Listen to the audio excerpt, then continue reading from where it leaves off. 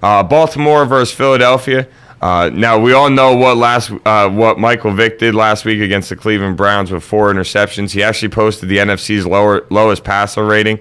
And then on the other side, you had an amazing performance by Joe Flacco on Monday night against Cincinnati. So you have two quarterbacks coming off of two completely different weeks. Flacco actually won AFC Offensive Player of the Week last week. Now, the impressive thing more than anything, in my opinion, about Baltimore is that the Ravens last week scored points on all but 2 of their offensive possessions, and that excludes a kneel down to end the first half. So, all told, 3 of all their possessions they scored points on, that's not going to happen this week, though. I don't think so either. I think Philadelphia's defense is going to be able to get after Flacco better than Cincinnati was able to. Let's be serious. Philadelphia has guys that get to the quarterback. That's what they're good at. The goal for me, if I'm Baltimore, is to run the ball. Ray Rice has got to get more than 10 carries this week.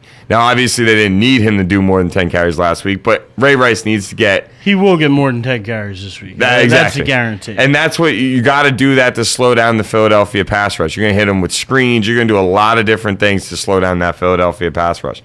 The Eagles, though, are 9-1 when Sean McCoy rushes for 100 yards or more, which shows you that this could be a game where the running backs are the most featured players. But the funny thing is, to me, I feel like Andy Reid as a coach always gets sucked into wanting to throw the ball. He does. He's always had a talented running back, yet he just always wants to throw the damn ball. That's his attack. That's how he likes little screen passes, dump offs. That's what his offense is built around. It's been that way since they had Westbrook years ago, and it's that way with McCoy now. They went out and drafted a back that's exactly like what they had in a younger Brian Westbrook. Yeah, exactly. That's what McCoy is. He's a younger Brian Westbrook. Pretty much. You know what? I completely agree. Completely agree with that. And you noticed that from as soon as McCoy got there. Pretty much, you're like, all right, yeah, you're Westbrook 2.0 for Mr. Andy Reid's offense. Now, this game, to me, is going to be arguably one of the best games to watch. At least on paper, it comes across like it definitely will be. What I will say is that when you look at this game, I think it's going to end up being a matchup of 2 really good defenses. I really think this is going to be a defensive struggle type of game. Ray Lewis, to me, is just a manimal. In his 17th year, he went freaking nuts in game 1.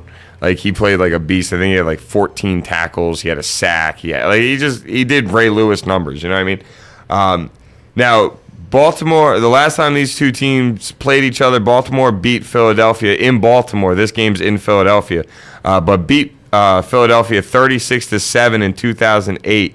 Joe Flacco threw two touchdowns, and Ed Reed actually had a 107-yard interception return for a touchdown that game. I don't know if you remember that, but I actually can still remember watching that play in my head. And the series is tied at 1-1-1.